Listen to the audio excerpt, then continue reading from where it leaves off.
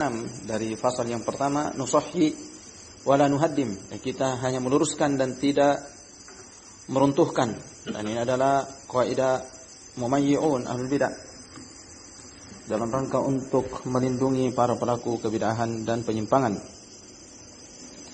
Ini juga yang diucapkan oleh Muhammad bin Hizam, sama ada dengan ini, di mana dia mengatakan adapun orang yang tidak memperdulikan ukhuwah, hanya sekedar saudaranya salah, kemudian langsung ditahdzir dengan sebab kesalahannya yang ini mengakibatkan perpecahan dakwah, maka orang macam ini tidak pantas untuk mengemban dakwah. Nah, ya maknanya nusahi wala nuhaddim, kita meluruskan dan juga tidak meruntuhkan. Yang ucapan global.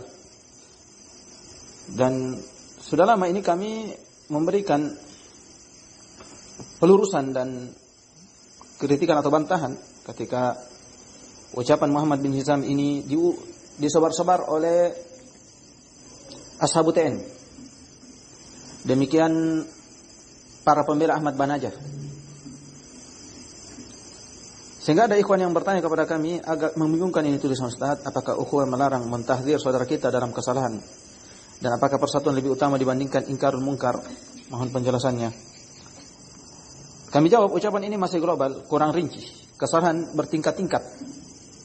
Apabila kesalahan fatal seperti syirik atau bid'ah atau dosa besar yang berlarut-larut dan peremehan terhadapnya, atau menghalalkan apa yang jelas-jelas Allah haramkan, atau sebaliknya dengan sengaja, ya sebaliknya maksudnya yaitu mengharamkan apa yang Allah halalkan dengan sengaja tanpa udzur syar'i, dan semisal itu sementara telah tegak atasnya hujjah, apalagi membangkang dari nasihat dan tidak menerimanya, maka yang tidak mentahdzir dari hal itu, orang yang demikian kondisinya, yang sepantasnya tidak pantas mengemban dakwah. Nah, tidak mentahdzir, tetap dibiarkan, telah tegak hujjah, telah disampaikan nasihat, terpenuhi syarat, terangkat penghalang. Siapa yang tidak mentahdzir dalam kondisi tersebut, tidak mempunyai sesuai dengan konsekuensinya, berarti dia yang tidak pantas mengemban dakwah. Adapun kesalahan ringan, apalagi saudaranya ketika diingatkan dia pun menerima nasihat dan berusaha untuk memperbaiki dirinya dan seterusnya, maka na'am seperti yang disebutkan. Adapun kemungkaran tetap diingkari, kecil atau besar, tapi beda tentunya antara mengingkari dengan mentahdzir. Tidak semua pengingkaran itu bermakna mentahdzir dari pelaku. Nah, jadi ini ucapan Muhammad bin Hizam juga mengarah kepada kaidah ini, nusahi wala nuhaddim. Pokoknya selama dia masih saudara kita Ahlus Sunnah, yaitu mengaku Ahlus Sunnah dan bersama kita, pokoknya kalau salah, apapun kesalahannya, biar tidak mau menerima nasihat, cukup bantah luruskan, bantah luruskan, bantah luruskan. Tidak keluar dari lingkup ahli sunnah, walaupun dia lakukan bid'ah, walaupun dia melakukan prinsip-prinsip batil. Jadi dia seenaknya, kita cuma bisa, tidak benar itu tidak benar, ini salah. Kemudian orangnya ahli sunnah, boleh belajar, boleh, ambil ilmu, boleh. Nah, kalau begitu akan rusak dakwah. Dan ahlul bid'ah wal ahwa dengan mudah untuk menebarkan racunnya. Siapakah mau terus mengikuti apakah dia sedang berbicara bid'ah atau tidak ini? Terus, cukup 1, 2 tidak tobat darinya, berarti dia mubtadi. Telah tegak hujjah, terpenuhi syarat, terangkat penghalang, apalagi tabdi, karena sebagaimana disebutkan oleh Imam Al-Barbahari rahimahullahu taala, bahwasanya siapa yang tampak dari dia sedikit dari bid'ah, maka waspada darinya, karena yang disembunyikan itu lebih banyak atau lebih besar. Dan ini juga para ashabu TN yang ada padanya. TN yang tampak, yang kelihatannya kecil, pada hakikatnya banyak kebid'ahan yang tersembunyi di belakang punggung mereka. Tidakkah kita pernah mendengar Abu Hazim mengatakan tidak semua perkara yang tidak ada syaratnya itu tidak boleh? Mengikuti pendahulunya Abdurrahman Mar'i. Datang juga Asnur demikian mengatakan, si Abu Mas'ud Dajjal Lamongan juga mengatakan.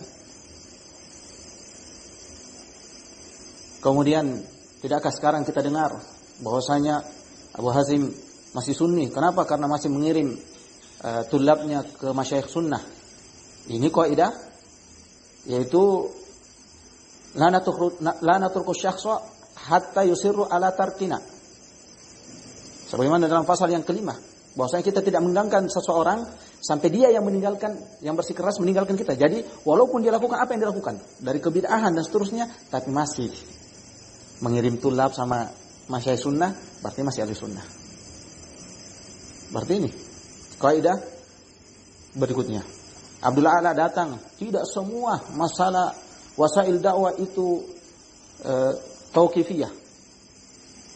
Asas dari asas ahli bid'ah. Dan tujuan ahli bid'ah, pembela bid'ah.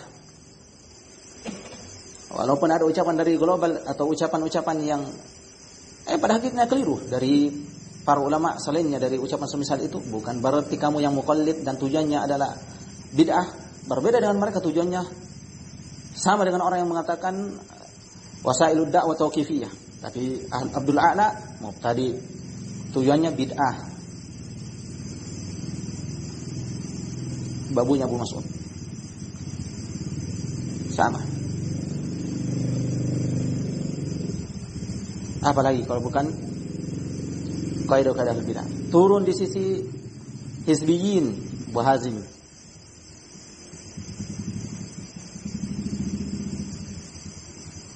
Adi Bahmet, tidak semua masalah atau tabdi itu hanya pada perkara akidah, bukan pada perkara fikih. Bid'ah lagi dibantah oleh Syekh Yusuf Al-Jazairi, dan ini juga mengikuti kaidah Muhammad bin Hizam. Apalagi semua ini.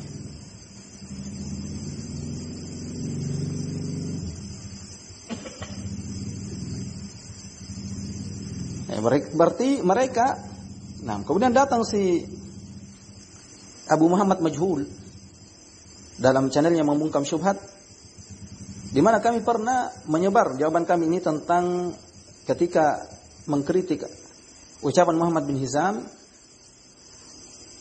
bahwasanya tidak pantas mengemban dakwah yang demikian dan demikian. Kemudian kami luruskan bahwasanya itu adalah keliru, global dan tidak rinci. Dan kami buat dalam status, di mana apabila status dalam bentuk tulisan hanya terbatas tulisannya, mesti sekian kali mengirim. Sehingga di antara status yang kami kirim pertama yaitu mulai dari pertanyaan dulu.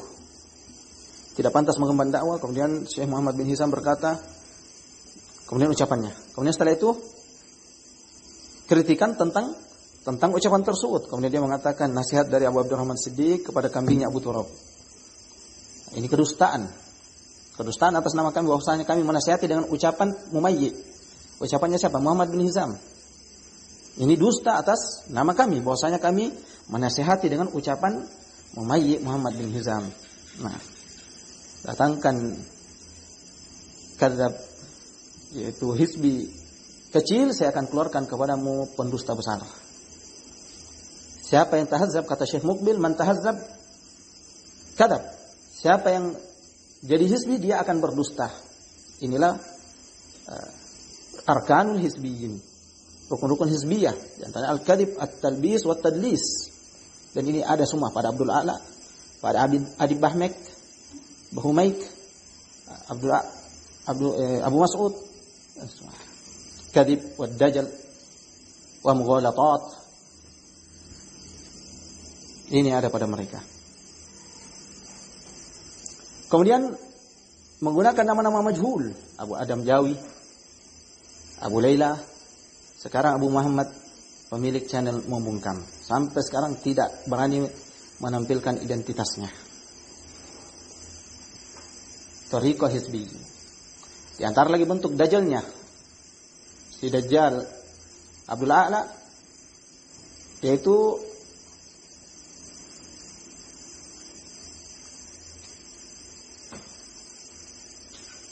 lari ilfat an mahalin niza', lari dari ajang pertikaian. Jadi dia gambarkan bahwasanya yang jadi perselisihan adalah mendirikan asrama. Kemudian dia mengatakan ini perkara sarana, tidak perlu dalil seperti mikrofon dan seterusnya. Ini dajjal. Dan lari dari mahalin niza', di mana mahalun niza' adalah metode yang kalian lakukan, mengumpulkan wanita, mengumumkan atau mengajak dan mengadakan pendaftaran Dan mengumpul wanita dengan metode seperti itu yang tidak ada salafnya. Jelas. Ini adalah bid'ah. Belum lagi tu'unat, celaan yang bertubi-tubi terhadap ahli sunnah yang menasihati mereka. Sebagaimana telah ma'ruf, kambing, mak lampir, dan seterusnya. Dari celaan-celaan mereka. Dan menggali-menggali kembali taubat Abu Turab hafizahullah. Semua ini bukti yang jelas dan nyata bahwasanya mereka adalah hizbiyun, ahlul bidah wad dhalal. Wallahi, seandainya seluruh masyayikh Yaman membela mereka sementara mereka tidak tarajuk dan taubat dari apa yang kami sebutkan tadi, ditambah tajallud mereka dalam membela bid'ah, kami tidak peduli. Sebagaimana dahulu Syekhuna Yahya tidak peduli ketika seluruh masyayikh Yaman